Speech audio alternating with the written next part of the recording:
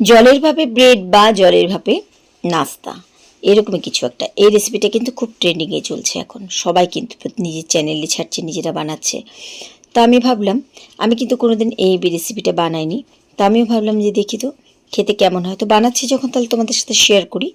যে কোনো রেসিপি যতক্ষণে আমি খুব ভালোভাবে না নিজে বানাতে পারি, ততক্ষণ কিন্তু তোমাদেরকে শেয়ার করি না।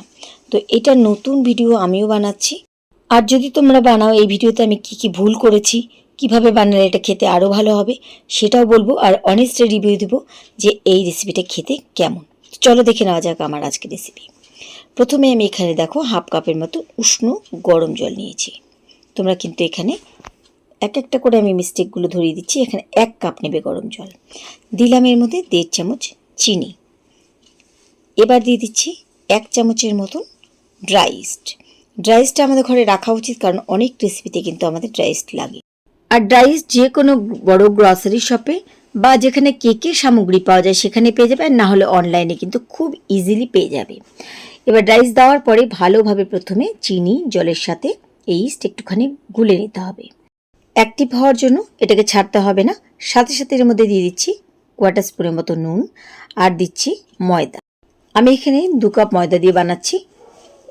একটা চ্যানেল আছে, বড় চ্যানেল, আমি নাম বলবো না, বানিয়েছে ময়দা দিয়ে, মুখে বলছেও ময়দা, অথচ টাইটেলে লিখেছে আটা। এটা কিন্তু ঠিক না, আমি নাম বলছি না, তোমরা নিজেরা বুঝতে পারবে। তো খুব ভালোভাবে প্রথমে এটাকে মিশিয়ে নিতে হবে। তো আমার এখানে জল যেহেতু আমি হাফ কাপ দিয়েছিলাম, তাই দেখো এখানে শুকনো হয়ে গেছে। তাই তোমরা কিন্তু যখন যদি বানাও তাহলে 1 কাপ জল দিয়ে দেবে করবে, আর জলটা কিন্তু উষ্ণ নেবে ভালোভাবে। যেমন করে আমরা ব্রেড বানাই এত পর্যন্ত কিন্তু আমার ঠিক ছিল, কারণ আমি বেকিং ক্লাস করেছি, অনেক রকম ব্রেড আমি শিখেছি। তো ওখানে কিন্তু অনেক রকম ব্রেড শিখেছি, কিন্তু জলের ভাপে ব্রেড এটাও কিন্তু আমার লাইফের একদম প্রথম একটা রেসিপি। তো তোমরা যেহেতু ট্রেনিংয়ে চলছে, তোমরা ইচ্ছে করলে বাড়িতে বানিয়ে দেখতেই পারো, তোমাদের কাছে হয়তো ভালো লাগতেও পারে। তো প্রথমে এই ময়দাগুলোকে শুধু এক জায়গাতে আমাদের করে নিতে হবে। এখন কিন্তু খুব ভালোভাবে মসৃণ করে মাখার দরকার নেই, যেহেতু আমরা এখানে ইস্ট দিয়েছি, তাই আমাদের কিন্তু একটু ফোলার জন্য আমাদেরকে একটুখানি রেস্টে দিতে হবে। তো এখন শুধু ময়দাগুলোকে এভাবে এক জায়গাতে করে নিলাম, আর এবার কিন্তু আমি এটাকে 30 মিনিটের জন্য রেস্টে রেখে দিচ্ছি। তার মধ্যে যতটুকু ময়দা ফুলবে, কারণ এখন বর্ষাকাল, এখন কিন্তু ময়দা অতটা ফুলবে না, তাও আমি এটাকে 30 মিনিটের জন্য ঢাকা দিয়ে রেখে দিলাম, যেমনটা ভিডিওতে বলা হয়েছে। এবার ফিরে আসলাম ঠিক 30 মিনিট পরে। এর মধ্যে কিন্তু একটু হলেও ময়দাটা ছেড়ে গেছে, দেখো। আর এরকমই কিন্তু প্রথম অবস্থাতে একটু ক্যাতক্যাতে হবে, তো এতে কিন্তু ভয় পাওয়ার কিচ্ছু নেই। তো এটাকে ম্যানেজ করার জন্য তোমরা চাইলে তেল দিয়ে মাখতে পারো। তো এখানে কিন্তু শুকনো ময়দা যদি দাও তাহলে কিন্তু তোমাদের মাখতে খুব সুবিধা হবে। তো এভাবে দেখো এখন ক্যাতক্যাতে আছে, এটাকে কোনো মতে গোলা বানানো যাবে না। তাই এবার আমি এর মধ্যে ছড়িয়ে দিচ্ছি কিছু শুকনো ময়দা। ময়দা দেওয়ার পরে যতটুকু ময়দা লাগবে দিয়ে ময়দাটাকে দিয়ে ভালো করে এটাকে মেখে একদম যেন একটা আমরা গোলা বানাতে পারি, ঠিক সেভাবে কিন্তু আমাদেরকে মেখে নিতে হবে। আমি কিন্তু ওভাবেই এটাকে মেখে নিচ্ছি। মাখা এখানে মোটামুটি হয়ে গেছে, আর ইস্ট দেওয়ার জন্য এরকম চটচটে থাকবেই। এবার দিলাম সামান্য পরিমাণে তেল, ভালোভাবে এই ডোয়ের গায়ে মাখিয়ে নিচ্ছি। এবার কিন্তু ম্যানেজ করতে খুব সুবিধা হয়ে যাবে। এই অবধি কিন্তু আমার মনে হয়েছে ভিডিওটা ঠিক আছে, কারণ ব্রেড বানানোর সময় কিন্তু আমরা এভাবেই অনেকটা বানাই।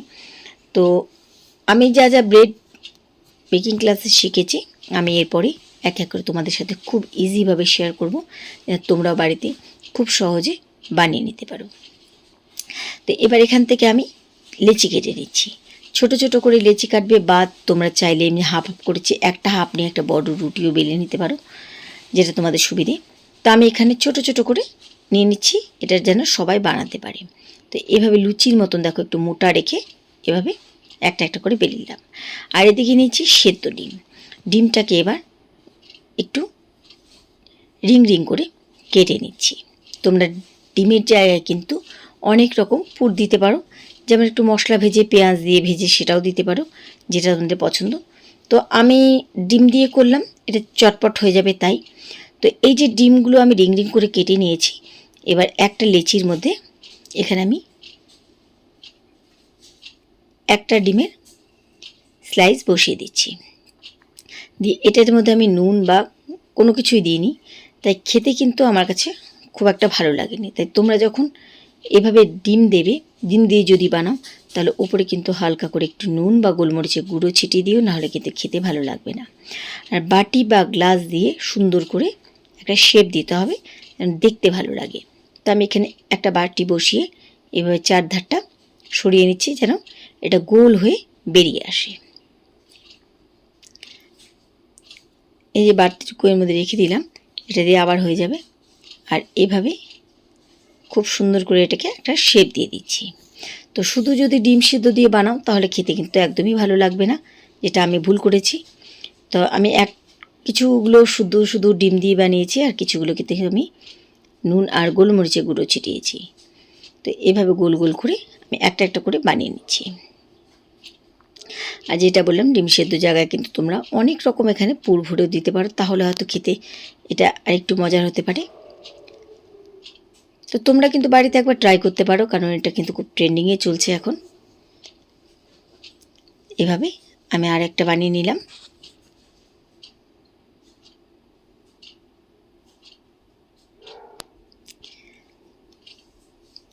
ময়দা এখানে নষ্ট হবে না, কারণ এই যে টুকরোগুলো কিন্তু লেগে যাবে আমাদের। আর এবার যেটা বানাচ্ছি আমি এর মধ্যে হালকা একটু নুন আর একটুখানি গোলমরিচের গুঁড়ো ছিটিয়ে দিচ্ছি।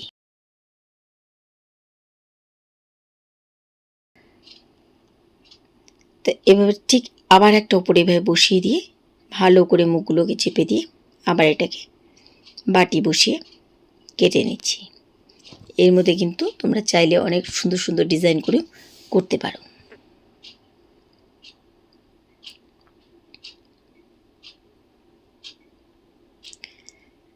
এভাবে একটা একটা করে সবগুলো বানিয়ে নিলাম।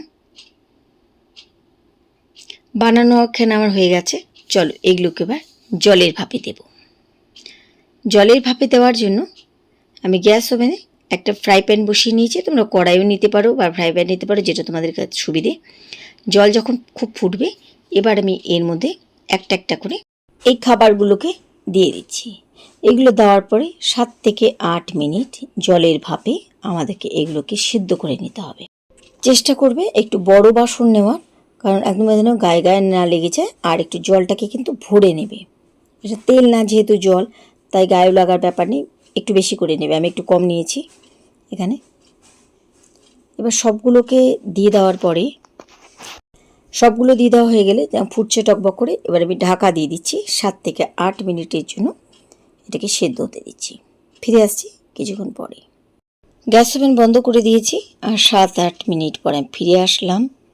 এটা সেদ্ধ হয়ে গেছে, তবে মোটেও কিন্তু এটা ব্রেডের মতন ফোলেনি। এবার জল থেকে একটা একটা করে আমি তুলে নিচ্ছি। সেদ্ধ হয়েছে খুব ভালোভাবে, তবে যারা যারা যেমন বলেছে যে এটা একদম ব্রেডের মতো হয়েছে, দেখেই তো বুঝতে পারছো এটা কিন্তু ব্রেডের মতো মোটেও হয়নি। আর এটাকে আর একটু চটপটা করার জন্য এটাকে কিন্তু খালি খালিও খেতে পারো বা এটাকে ভেজে নিতে পারো। তো একটু স্বাদের জন্য আমি এখানে একটা ফ্রাই প্যান বসিয়েছি, আর এর মধ্যে নিয়ে নিচ্ছি একটুখানি সাদা তেল, একদম সামান্য পরিমাণে তেল। প্রথমে প্যানের সব জায়গাতে একটুখানি ছড়িয়ে দিচ্ছি, তারপরে হালকা স্টিমে এটাকে দু পিঠে একটু লাল করে ভেজে দিচ্ছি। আমি আবারও বলছি, এটা কিন্তু আমারও প্রথম বানানো রেসিপি, তোমরা কিন্তু বাড়িতে চাইলে ট্রাই করতে পারো। তো এভাবে একটা একটা করে সুন্দর করে দিয়ে এটাকে দু পিঠে হালকা লাল করে একটু মিডিয়াম স্টিমে ভেজে নিচ্ছি। এটা শুধু দেখতে ভালো লাগার জন্য, কারণ এমনিতে এটা দেখতে মোটেও ভালো লাগছে না। তো এরকম এক পিঠ ভাজা হয়ে গেলে এগুলোকে উল্টে দিচ্ছি, দিয়ে সুন্দর কালার আসা অবধি এটাকে ভেজে নিচ্ছি। এটা বানাতেও কিন্তু একটুখানি আমার মনে হয় সময় সাপেক্ষর ব্যাপার, কারণ ঝটপট যদি খিদে লাগে তাহলে আমরা এটাকে আধা ঘন্টা রেস্টে রাখছি, তারপরে বানাচ্ছি। তাই ঝটপট খিদে লাগলে আমার মনে হয় যে এই রেসিপিটা বানাতে গেলে কিন্তু তার খিদে ততক্ষণে নষ্ট হয়ে যাবে। আমি কোনো কাউকে ছোট করছি না, তবে আমার কিন্তু এই ভিডিওটা একদম মাথার উপর দিয়ে গেছে, আর একদম অনেস্টলি রিভিউ দিচ্ছি।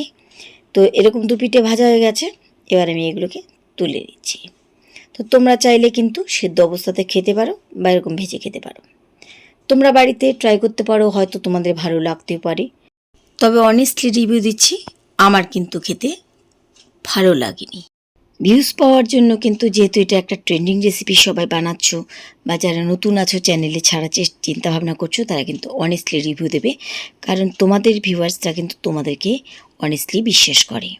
তো আমার যেটা ভালো লাগে না আমি বলে দিলাম, এবার তোমরা বানিয়ে দেখতে পারো। এই ছিল আমার আজকের রেসিপি, আর এই রেসিপি নিয়ে আমি কোনো রকম আর মতামত দেব না।